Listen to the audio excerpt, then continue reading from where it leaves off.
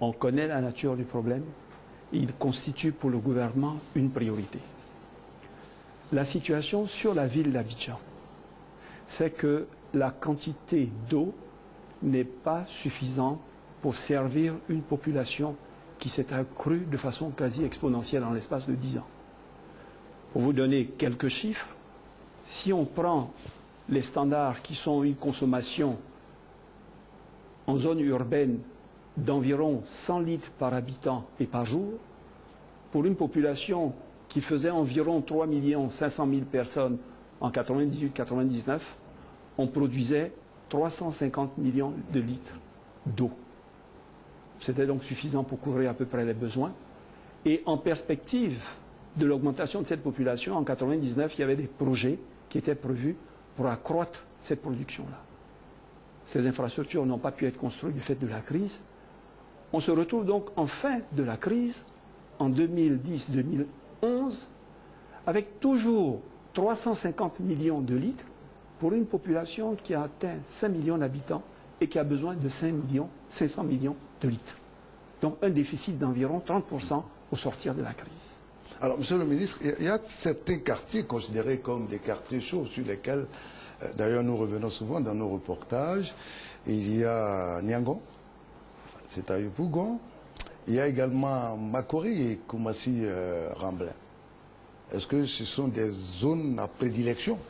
Je voulais savoir, quel est le problème dans ces zones-là particulièrement? Alors, effectivement, quand on dit qu'il y a 22% de déficit en moyenne à fin 2012, c'est une moyenne. Il y a des points, disons, qu'on peut appeler des points chauds, beaucoup plus délicats que d'autres.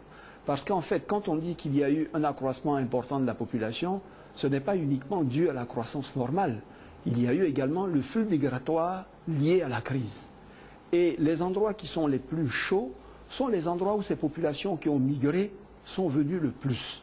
C'est donc Yopougon, en particulier Niangon, c'est Abobo, Ndotré, PK18, Abobo-Akeikwa.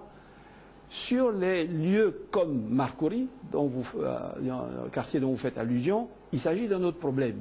C'est que là-bas, les populations ont également cru, mais c'est surtout que les canalisations qui ont été dimensionnées pour servir une certaine taille de population, aujourd'hui, ces canalisations-là ne permettent pas de passer le débit suffisant. Ici et là, il y a des points particuliers qui sont chauds, mais d'une façon générale et en moyenne, la quantité d'eau livrée aux populations en 2012 a connu un accroissement de 10% par rapport à celle qu'on avait à la sortie de crise. D'ailleurs, la situation était encore bien pire en 2009. Elle n'a fait que s'empirer. C'est à partir de la sortie de crise qu'avec les premiers programmes que nous avons mis en œuvre, programmes d'urgence, on a commencé à donc réaliser de nouveaux forages sur Abidjan. En 2012, 40 000 m3 ont été injectés pour nous donner en fin 2012 390 millions de litres.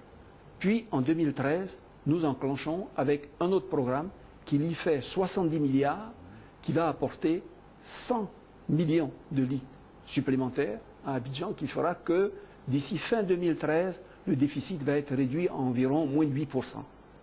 On poursuivra sur 2014 avec le projet de Beaunois que le président de la République a lancé, vous vous souvenez donc, l'année dernière, et qui devrait être en service en août 2014, plus un projet financé avec l'aide du C2D vers Dabou à Songon, qui va également apporter environ 40 millions de mètres cubes jour, pour avoir en fin 2014 un excédent de production d'environ 10%. On peut donc dire que la situation, naturellement, ne bascule pas d'un coup, c'est progressif. Ça veut dire que les personnes, au fur et à mesure que les installations sont mises en place, vont sentir une amélioration qui, à fin 2013, va se faire ressentir et qui, à fin 2014, permettrait d'atteindre les objectifs que le président de la République, vous le rappeliez tout à l'heure, a dit, à savoir de l'eau pour tous, déjà dans la ville d'Abidjan et partout. Mais on ne s'est pas arrêté là, parce que, naturellement, il faut essayer d'éviter de reproduire les scénarios passés. À savoir que atteindre l'équilibre en 2014, un léger excédent en 2015, c'est bien, mais il faut penser après. Donc là, il y a un projet extrêmement important qui va démarrer en fin d'année, en début de l'année prochaine, qui est de construire une station qui va produire 600 000 m3 d'eau par jour, 600 millions de litres par jour, presque la consommation aujourd'hui d'Abidjan, et qui va mettre la ville d'Abidjan à l'abri de toute pénurie d'eau pendant les 15 prochaines années à venir. Très bien, Monsieur le ministre. Alors, je vous invite à suivre ce témoignage de Francis Boifo, au nom donc de l'information télévisée de RTI 1. Il a fait un survol et il a fait le point de la situation. Monsieur le ministre, vous nous direz après ce que vous en pensez.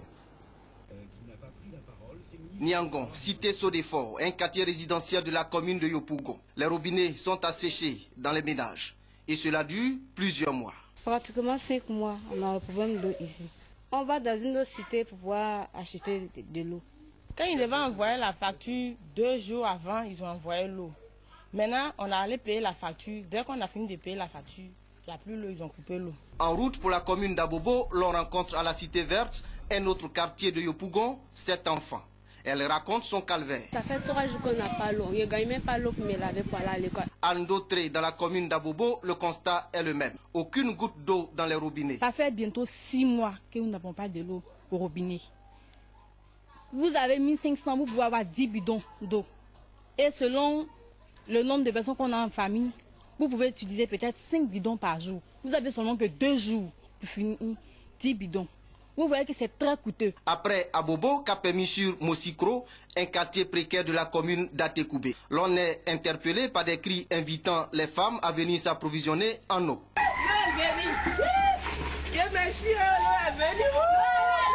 Ça fait une semaine qu'il n'y a pas d'eau. Souvent ça vient, ça fait un jour, demain, le lendemain c'est coupé. Donc aujourd'hui, à notre grande surprise, on vient, voici l'eau.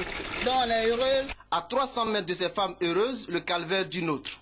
Un robinet a été installé dans la cour, là où elle habite, juste pour témoigner de la volonté du propriétaire de cette cour de lui permettre de consommer de l'eau potable. On a un robinet, mais on n'a pas l'eau dedans. C'est l'eau du puits qu'on utilise. Si dans des quartiers comme Marcory, les robinets sont alimentés à certains endroits en eau potable, ils ne le sont que pour les maisons basses. Les robinets des maisons en hauteur restent asséchés, comme à Yopougon, à Bobo et à Tekoubé. Le malheur des uns fait le bonheur des autres, dit l'adage. Le manque criant d'eau potable dans certaines communes du district d'Abidjan est une opportunité d'affaires pour certaines personnes. Je prends de l'eau ici par jour, 3 tours, 4 tours, je peux gagner 4500, 3500. Pénurie d'eau dans plusieurs quartiers des communes du district d'Abidjan. Faible pression de l'eau et de sa qualité. Bref, le problème d'eau potable demeure une réalité et une préoccupation majeure pour les Abidjanais. Monsieur le ministre, vous avez vu ce témoignage, vous avez vu la joie que la venue de cet or blanc précieux a pu provoquer au sein de la population aujourd'hui. Niangon, en toute franchise, est un problème. Est-ce qu'il y a des mesures spéciales? Premièrement, pour ce cas de Niangon, les quartiers que vous considérez comme chauds. Deuxièmement, nous allons revenir sur le lancement de la nappe phréatique de Beaunois pour savoir à quoi ça va servir. Et en entendant que ça serve, qu'est-ce que vous prévoyez? En attendant, qu'est-ce que vous avez prévu pour Niangon? Alors Niangon est un cas, comme je vous dis, connu. Je voudrais encore, à la suite de ces images, vous dire que c'est une situation qu'on connaît, qui est extrêmement pénible pour nous-mêmes. Et régulièrement, le chef de l'État nous invite à faire le point des projets qui sont faits pour que les populations soient satisfaites. Sur Niangon particulièrement, je vous disais que cette année, en 2013, nous avons un projet qui a commencé donc, dans le cadre d'un programme d'urgence financé par la Banque islamique de développement d'environ 10 milliards, qui va fournir 44 millions de mètres cubes d'eau par jour, c'est-à-dire environ 440 millions de litres, et qui devrait permettre de régler le problème de Niangon. Ce projet est en cours, j'en ferai certainement une visite dans quelques jours et pourrez venir avec moi. Il va s'achever en décembre de cette année. Il va non 2013. 2013. Il va non seulement satisfaire les besoins de Niangon, mais dans le cadre du programme d'urgence 2013 qui a été approuvé aujourd'hui par le gouvernement d'un montant d'environ 48 milliards, il est prévu la construction d'un château, 5000 mètres cubes, à Bobo, à Ndotré, mais également à Niangon. Donc une partie de cette eau va également servir Ndotré. C'est vrai, souvent les gens le disent d'ailleurs, c'est l'occasion de faire la précision. Ils disent, mais on a l'impression qu'on construit des châteaux d'eau à la Djibi, à Bata, dans certains quartiers, et qu'à Bobo, Yopougon ou d'autres quartiers, on n'en construit pas. Il faut savoir qu'un château distribue de l'eau sur l'ensemble de la ville d'Abidjan. On choisit des points hauts pour construire les châteaux, et les points hauts se trouvent dans certains quartiers. Ça ne veut pas dire qu'ils desservent nécessairement ces quartiers-là. Sur la question du déficit, je voudrais revenir dessus pour que, en fait, les images qu'on vient de voir là soient interprétées sans ambiguïté. Vous savez, il faut prendre des exemples relativement simples. Si vous prenez une ménagère qui est dans une famille et qui prépare chaque jour à manger pour environ 5 personnes, qui sont les membres de la famille, on lui donne de l'argent pour préparer pour 5 personnes, elle a une cuisinière pour préparer pour 5 personnes, elle a des cuvettes pour servir 5 personnes, et puis progressivement, il y a des invités qui viennent pour de multiples raisons à la maison, et puis on devient 6, on devient 7, on devient 10, on devient 15, mais elle a toujours le même budget de marché, elle a toujours les mêmes casseroles. À un moment donné, ce même plat ne suffit plus pour 10 ou 15 personnes. Il faut donc trouver le moyen d'accroître les ressources du marché, d'accroître peut-être la marmite qui prépare, d'accroître peut-être les feux même sur lesquels on les prépare. C'est la situation dans laquelle on se trouve, comme je vous l'ai dit. Ce que vous voyez là, c'est qu'il y a beaucoup plus de monde qu'il y a d'eau. Donc aujourd'hui, notre enjeu, c'est qu'est-ce qu'on fait pour accroître cette quantité d'eau. Deuxième élément important, que je voudrais dire, pour bien montrer que c'est un souci permanent et que le temps qui passe est pénible pour nous-mêmes. C'est que les infrastructures, c'est quelque chose de relativement complexe dans sa mise en œuvre. Quand vous voyez un problème, au moment où vous voyez le problème, même si vous avez les ressources financières, vous ne pouvez pas le régler à l'instant. Il faut faire des études techniques. Il faut lancer un appel d'offres, choisir un fournisseur. Il faut commander le matériel. Ce n'est pas du matériel qu'on trouve dans des magasins qu'on achète pour venir. C'est au moment où vous commandez qu'on commence à fabriquer. Ça met un temps de fabrication, ça met un temps de transport, il faut le mettre en œuvre, ça met un temps de mise en œuvre. Donc en général, rarement un chantier n'a pas moins de 15 à 24 mois pour qu'on commence à ressentir les effets. Donc c'est pénible, nous on le sait, on voit ces images, moi je vais sur le site et je vous assure que c'est la gorge nouée que de temps en temps je suis obligé d'accepter cela, mais il y a des délais incompressibles de réalisation et de construction de ces infrastructures. Alors, Monsieur le ministre, nous allons revenir à la nappe phréatique de Bono. On a eu beaucoup d'espoir.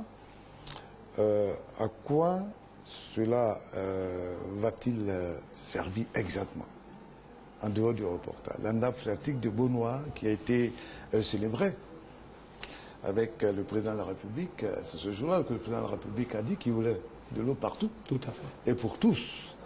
Nous y tenons, parce qu'il s'agit de la vie de nos compatriotes. Et il s'agit également de leur vie de tous les jours. C'est extrêmement important. Y a-t-il moyen, je pose la question, y a-t-il moyen, en entendant que ces projets, qui sont d'une durée incompressible, puissent être réalisés, y a-t-il moyen de trouver des solutions de rechange? Abou, ce que je voudrais dire, parce qu'effectivement, tu traites le côté pathétique de la question. Il faut savoir que pour un ministre des Infrastructures, qui a en charge de satisfaire les besoins des populations en eau potable, la situation est extrêmement difficile. De voir ces populations dans la souffrance. Elles le sont pour le Premier ministre, elles le sont pour le Président de la République. Donc, on vit au quotidien les difficultés de ces populations-là parce qu'on en a la responsabilité en termes de fourniture d'eau. Donc je souhaiterais dire que c'est un problème qui nous préoccupe au premier chef. Sur la question de Bonois, la nappe d'Abidjan, je vous disais tout à l'heure qu'on a besoin de 500 millions de litres par jour pour Abidjan. La nappe d'Abidjan ne peut donner que 390 millions de litres par jour. On a 120 millions qui restent. Sur 500 millions. Il faut le chercher ailleurs. Il y a deux solutions pour trouver de l'eau potable aux populations. Soit on fait des forages dans la nappe phréatique et on sort de l'eau qu'on traite, soit alors on va sur une rivière ou ce qu'on appelle une eau de surface, on prend de l'eau qu'on traite également. Les eaux souterraines ont l'avantage d'être accessibles plus facilement, d'être traitées plus facilement et d'être moins coûteuses. Donc on privilégie les eaux souterraines. On a recherché, en dehors de la nappe d'Abidjan, où est-ce qu'on pouvait trouver de l'eau souterraine. Et c'est à Bonois que se trouve de l'eau souterraine pour laquelle on peut avoir 175 millions de litres par jour.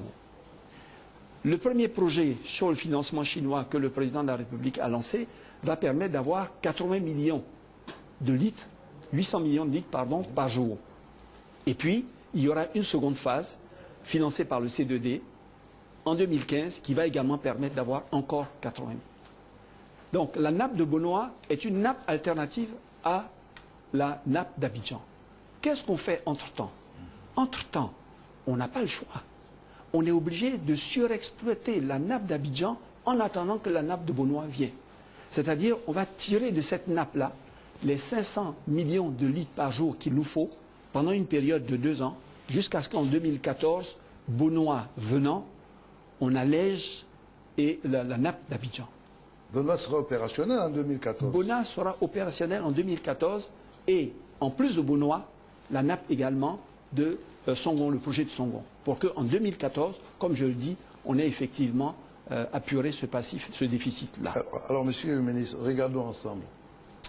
En dehors d'Abidjan et à l'intérieur du pays. C'est assez cruel ce qu'on voit à l'intérieur du pays. Est-ce que vous avez jeté un œil sur la situation également à l'intérieur du pays? Alors, vous savez, le ministère que j'ai est un ministère de terrain. Quand vous avez en charge la route et l'eau, ce n'est qu'une partie qui se passe à Abidjan. La plus grande partie se passe sur les routes et les pistes à l'intérieur du pays et également en milieu rural, dans les moindres villages qui ont une pompe rurale. Donc la situation à l'intérieur, je la vis déjà depuis un moment et je connais effectivement les difficultés qui y sont. Sur ces problèmes-là, les déficits proviennent de causes qui sont légèrement différentes. Environ 75% des systèmes d'adduction d'eau à l'intérieur du pays sont des systèmes à partir de forages, mais où là, les quantités d'eau des forages ne sont pas très importantes. Ce n'est pas comme la nappe d'Abidjan, qui a une nappe de 12 milliards de mètres cubes en quantité suffisante. Là, on a véritablement un problème de tarissement. On fait un forage, et puis au bout d'un moment, le forage, petit à petit, tarit. Et quelquefois, dans certaines localités, en l'espace de 6 semaines, 2 mois, on passe d'une situation d'approvisionnement normale à une situation de quasi-arrêt de l'approvisionnement en eau potable. Il faut refaire d'autres forages, et à terme, ce n'est pas une solution. La solution, c'est de trouver des eaux de surface, des rivières, des fleuves qui ne sont pas loin, de mettre des stations de traitement, parce que là, on sait que la ressource en eau, elle est pérenne, et d'alimenter ces grandes localités-là. À l'occasion du Conseil des ministres que nous avons eu aujourd'hui, ce sont les grandes orientations que le Président de la République a données, c'est que sur les 3 grands fleuves, qui sont le Sassandra, le Bandama et la Komoué, on puisse concevoir à moyen terme de grandes stations de traitement qui irriguent l'ensemble du pays, et donc qui permettent à chacune des localités d'avoir une ressource en eau qui soit pérenne. Aujourd'hui, à court terme, ce que nous allons faire, et qui vous ai dit, je dis, fait l'objet de ce programme de 85 milliards, c'est de réhabiliter, de renforcer déjà les sites existants pour que, dans un programme triennal d'ici 2015, la situation soit effectivement rétablie. Moi, j'ai connu, et vous le savez, parce que vous y étiez, des situations où Boaké, ça a été terrible. La station de la Loca et du Camp était totalement arrêtée pour une population de 600 à 700 000 habitants. Pendant 4 semaines, 6 semaines, la ville entière n'avait plus d'eau.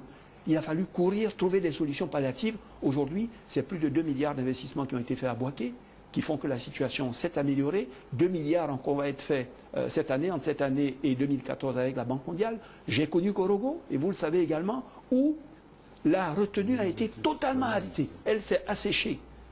On a tout fait. Aujourd'hui, on a effectivement une canalisation qui permet, à partir des Cinématiali, de faire venir l'eau à Korogo, donc de pérenniser un peu la ressource, mais on avait un problème de traitement qui a été également réglé avec la construction d'une station qui vient d'être mise en service. Il reste maintenant les canalisations. Il y a 2 milliards qui vont être investis l'année prochaine pour que ce problème soit réglé. Man a été réglé, Daloa, San Pedro, Tabou, toutes localités à l'intérieur qui font l'objet d'une préoccupation et d'une attention particulière, comme je l'ai dit, et du chef d'État et du Premier ministre et de votre modeste serviteur. Monsieur le ministre, je vais vous permettre de vivre des moments intenses. Vous connaissez Boaké, vous y étiez. Il y a un quartier qui s'appelle à Boaké, Sokoura. Pendant 10 ans, et je dis bien 10 ans, ça fait beaucoup. Ce quartier, les habitants de ce quartier n'avaient jamais eu le bonheur de goûter à l'eau des portes. Eh bien, il y a 2 mois, l'eau est revenue dans ce quartier. Je vous invite à partager cet intense bonheur avec ces populations de Sokoura. Source de vie est une denrée rare dans les foyers du quartier Sokoura de Boaké depuis 2002. Les ménages de ce quartier ne connaissent pas la saveur de l'eau potable qui sort du robinet. Cette situation crée de nombreux désagréments sur les habitants de ces quartiers. Il n'y avait pas d'eau à Sokura. Il y a eu des morts. Nous, les femmes, se réveillaient à 4 h du matin pour aller puiser l'eau. L'eau qu'on puisait, il y avait des bêtes dedans. Nous n'avons pas de choix. On buvait quand même. Aujourd'hui, les nouvelles sont bonnes. Après 10 ans sans eau potable et après de nombreux échanges et conciliabules avec la SODECI, depuis le 2 décembre 2012, l'eau commence à couler des robinets de Sokura. On peut ne pas manger, mais avoir de l'eau, on vit plus longtemps. Le retour de l'eau potable dans ce quartier populaire de Bouaké a donné lieu à une grande cérémonie où les femmes, premières bénéficiaires de cette heureuse situation, ont salué les efforts de la SODECI. Quant au directeur régional de cette structure, il a rassuré les uns et les autres sur la fin véritable de la pénurie d'eau potable à Sokura et même à Bouaké. Avec la reprise, nous avons mis des actions d'entretien sur le réseau interne de Sokura. On a changé certains organes, on a changé des conduites et on a posé aussi des ventouses. Donc ce qui fait qu'aujourd'hui, la situation s'est améliorée dans ce quartier. Attendons de voir dans les prochaines semaines si cette assurance va durer dans le temps. Monsieur le ministre, dans vos prévisions pour 2012, il était question de réhabiliter 80% des pompes rurales. À ce jour, nous sommes en 2013. Où on en est? Je vous remercie. D'abord, je voudrais réagir sur ces images-là. Vous savez, ces moments intenses-là, on a quelquefois dans notre carrière, et c'est ça qui sont des moments de plaisir, quand on a été dans les localités où il y a des problèmes terribles d'eau qu'on vit et que les populations, je dirais, vous supplient d'amener de l'eau. Et que quand enfin vous réussissez à trouver des ressources financières et que les projets sont mis en œuvre et que vous êtes là le jour où on fête l'eau, je ne sais pas si dans la vie d'un homme, il y a des moments plus intenses que celui-là. Et je l'ai vécu à l'occasion du voyage, de la tournée du chef de l'État dans le Zanzan, lorsque, arrivé à Doropo, ouvrant le robinet, les gens lui disent, Monsieur le Président, depuis 50 ans, c'est la première fois qu'on tourne le robinet à Doropo. Il a été extrêmement ému et on a partagé beaucoup de choses à ce moment-là. Et je crois que depuis, comme je le dis, il est en permanence, je dirais, sur les projets, et donc naturellement sur ses ministres pour que ces projets avancent rapidement. Mais c'est juste une aparté pour dire que ces moments intenses-là, c'est vrai que c'est eux qui font la joie de notre travail. C'est que de temps en temps, on a à ce moment précis-là le sentiment d'être utile et d'être vraiment à la place où on devrait faire le travail qu'on doit faire. Maintenant, sur le milieu rural, là également, comme je vous le dis, on a une situation extrêmement difficile. Au sortir de la crise, sur les 17 000 pompes manuelles sur l'ensemble du territoire, plus de 40% étaient en panne. 7 500 pompes exactement étaient en état de non-fonctionnement. Et on est dans des situations encore plus dramatiques que dans les zones urbaines. Parce que dans les villages, les gens, des fois, ils ont une pompe, deux pompes. Lorsqu'elles sont en panne, des femmes, des enfants font des kilomètres et des kilomètres pour aller chercher de l'eau. Je me souviens encore de ce village-là, dans la sous-préfecture, dans une des sous-préfectures de Madinani, où les gens faisaient un jour pour aller dans la forêt chercher des écorces qu'ils torsadaient pour avoir quelques éléments de jus qu'on mettait en fait à filtrer pour pouvoir boire et je dirais continuer. Donc, devant cette situation dramatique, le président de la République a donné des instructions pour que immédiatement la quasi-totalité des pompes soient réparées. Un financement dans le cadre du PPU a été mis en place. 2500 pompes ont été réparées 2011-2012. 5000 pompes sont en train d'être réparées et devraient, d'ici mi-juin, entre mi-juin et la fin de l'année, devaient être entièrement réparées. Mais au-delà de ça, ce n'est pas uniquement le problème le plus sérieux au niveau du milieu rural. Le problème le plus sérieux, c'est la maintenance. On met des pompes, on les répare. On les répare, ils sont en état de fonctionnement. Mais lorsque ces pompes-là tombent en panne, les réparer devient un calvaire. Théoriquement, le dispositif mis en place, c'est que chaque fois que dans le village on vient prendre de l'eau, on paye quelque chose. Et que ces ressources-là, gérées par un comité, mis dans une caisse, c'est cet argent-là qui sert à réparer la pompe lorsqu'elle est en panne. Mais souvent, à cause de la paupérisation, à un moment donné, on ne paye plus ou ces fonds sont mal gérés. Donc le président de la République a décidé que la totalité des pompes sur l'ensemble du territoire national soit maintenue par l'État et plus par les populations elles-mêmes.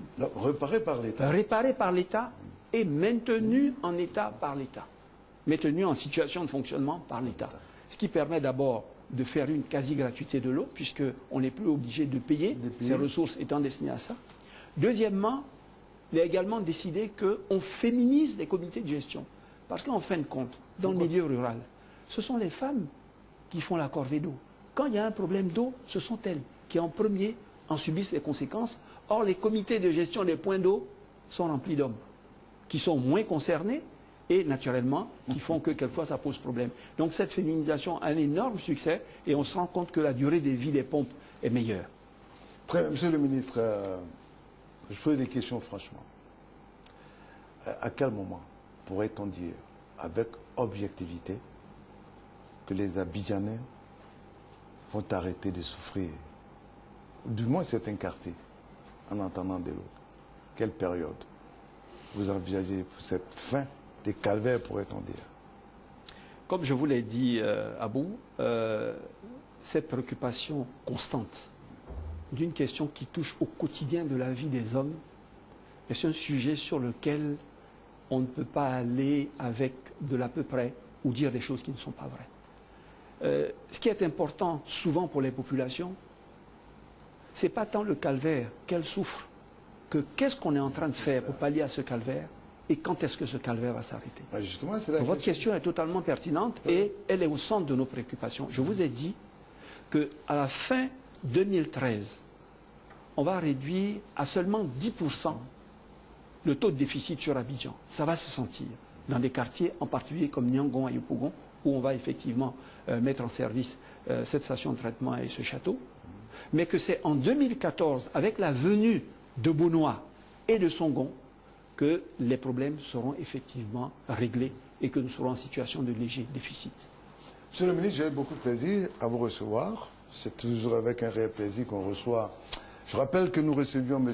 Hachi Patrick, qui est ministre des Infrastructures économiques. Il a en charge donc des choses importantes pour nous, pour le développement. L'eau d'abord, parce que c'est source de vie, c'est la vie, et puis après les routes. Monsieur le ministre, on aura l'occasion d'un jour de parler des routes. Merci d'être venu.